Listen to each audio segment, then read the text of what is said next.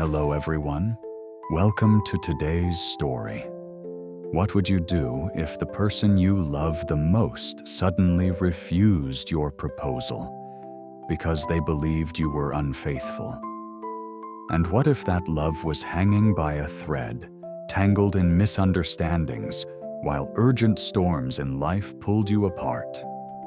Today, we follow Alex, a man caught between his heart and his responsibilities, and Tuna, a woman torn between trust and doubt. Will the truth be enough to mend what suspicion has broken? Or will the distance between them become permanent? Stay with me until the very end to uncover the answer. And if you enjoy stories filled with love, choices, and second chances, don't forget to subscribe. Let's reach 1,000 followers together. The first light of morning crept through the half-drawn curtains, painting the room in muted gold. Alex sat at the edge of his bed, eyes fixed on the small gift box resting beside the phone Tuna had left behind on her last visit. Both objects seemed to hold a quiet weight. The gift, a symbol of what he hoped to offer. The phone, a bridge back to her. He ran his thumb along the edge of the box, feeling the smooth paper.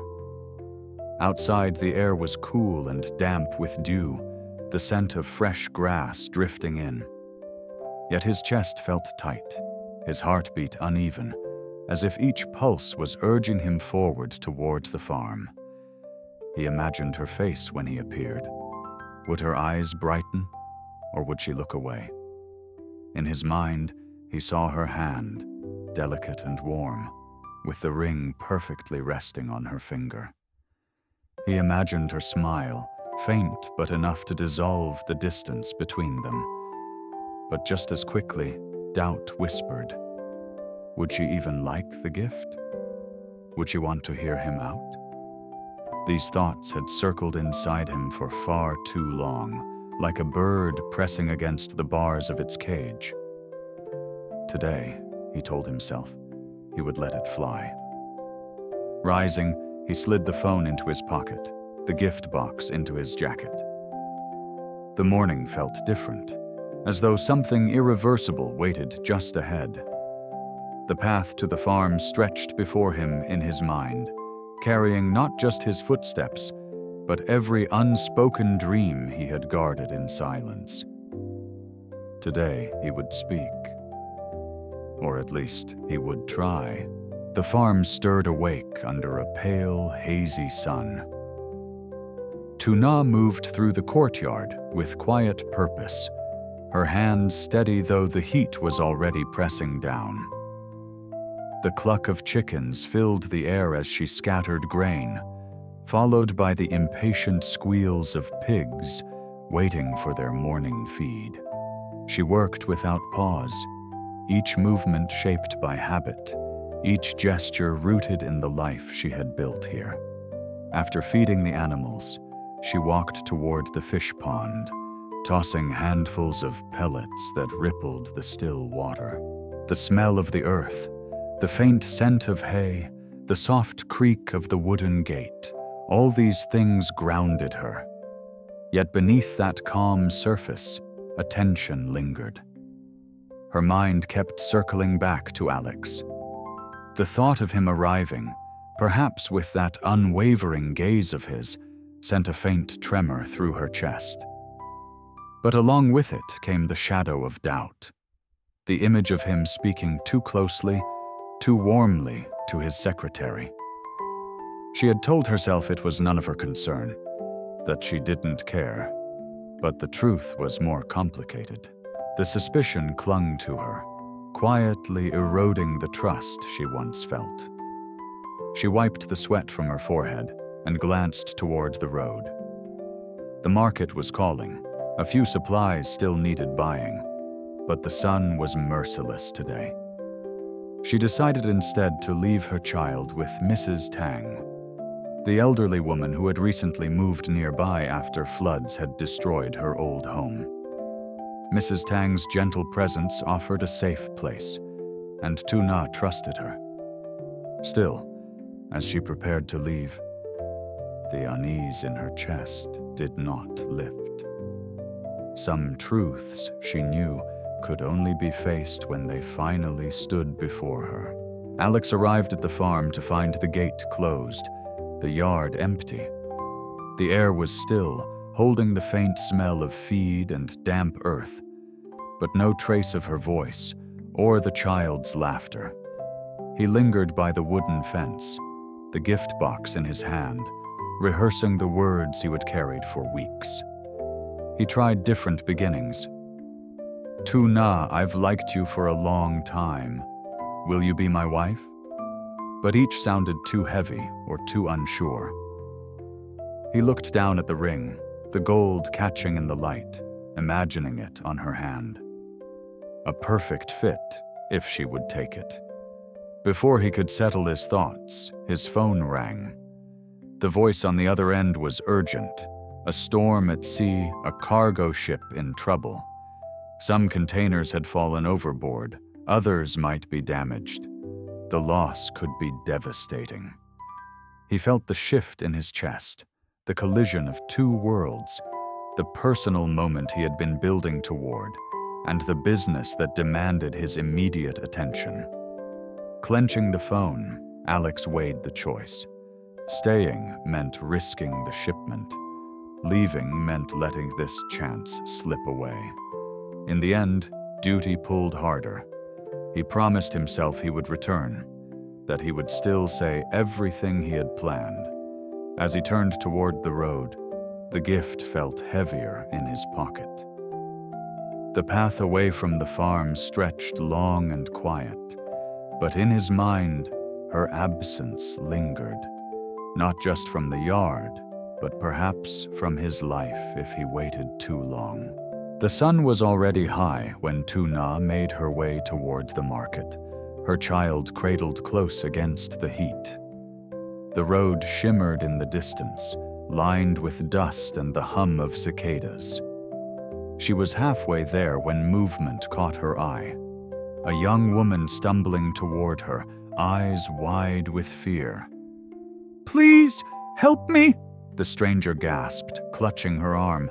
"They're chasing me!" Tuna's gaze darted past her and caught the blur of figures at the far end of the road. Without a word, she guided the woman toward the side path, leading her behind a low embankment. "Stay down," she whispered, her own heartbeat quickening. The shouts grew louder, then passed, fading into the hum of the day. Tuna waited a moment longer before helping the woman to her feet. Her name was Quinn, and she bore a gash along her leg, dirt and blood mingling at the wound. "Come with me," Tuna said, her voice firm. "You can't be out here like this."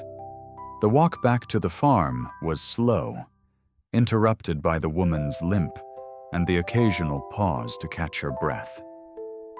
Clouds gathered overhead, and by the time they reached the gate, a soft drizzle had begun. Inside, Tuna set her child down, fetched a basin of water, and began cleaning the wound. The smell of rice porridge soon filled the room, gentle steam rising from the pot. Quinn sat quietly, eyes lowered, but the gratitude in them was unmistakable. It was a small act, Tuna thought, yet sometimes the smallest acts could change the course of a day or a life. By late afternoon, the rain had passed, leaving the air heavy and damp.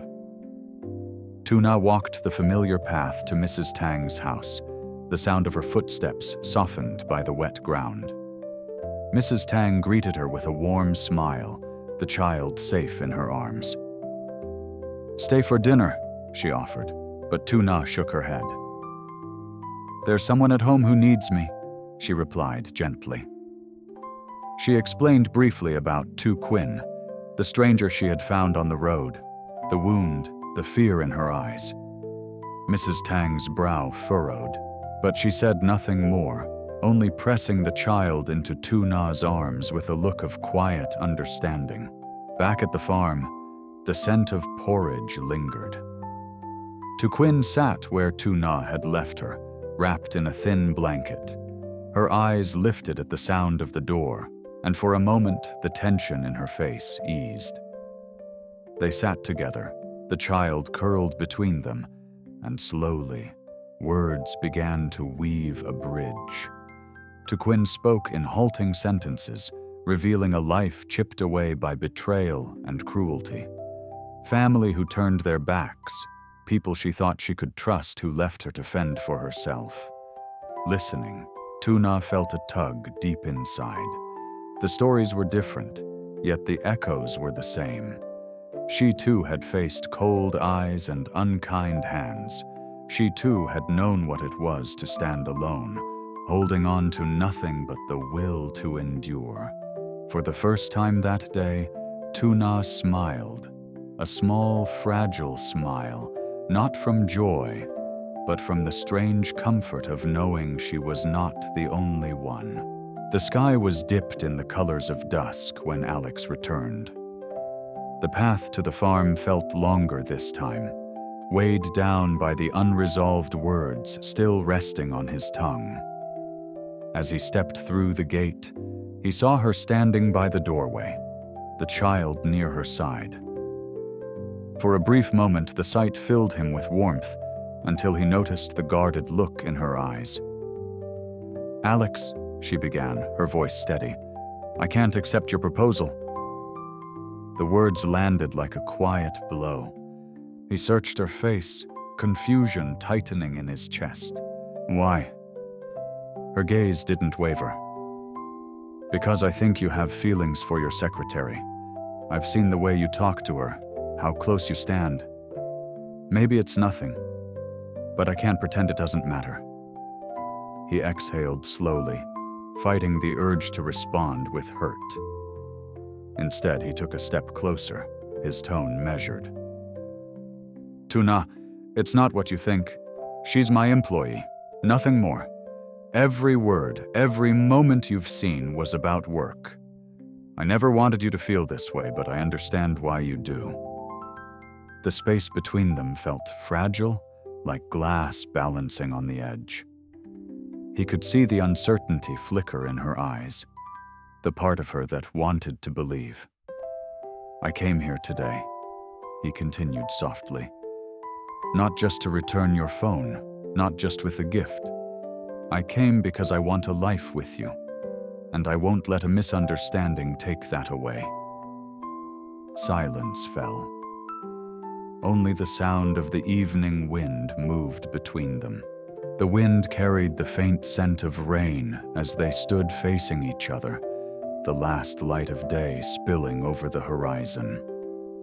Tuna's fingers tightened around the child's small hand, her eyes searching his face for any trace of insincerity. What she found instead was an open steadiness, a patience that didn't demand, only waited. Her doubts didn't vanish instantly. They lingered, like clouds reluctant to drift away. But the sharp edge of suspicion had dulled. She could see now how easily moments could be misread, how silence could grow into stories that weren't true. "I'm not ready to say yes," she said finally, her voice low but sure. "But I believe you." Alex's shoulders eased, the tension leaving him in a quiet rush. A small nod was all he gave in return, as if to promise he could wait as long as it took. They stood like that for a while, not speaking, letting the stillness say what words could not. The child tugged at Tuna's sleeve, and she knelt, brushing a stray curl from the little one's forehead. Alex watched her, feeling the faintest smile touch his lips, not the triumph of a man who had won, but the relief of someone who had not lost what mattered most. The evening deepened, shadows stretching across the farm. Somewhere in that quiet space, a fragile trust had begun to mend.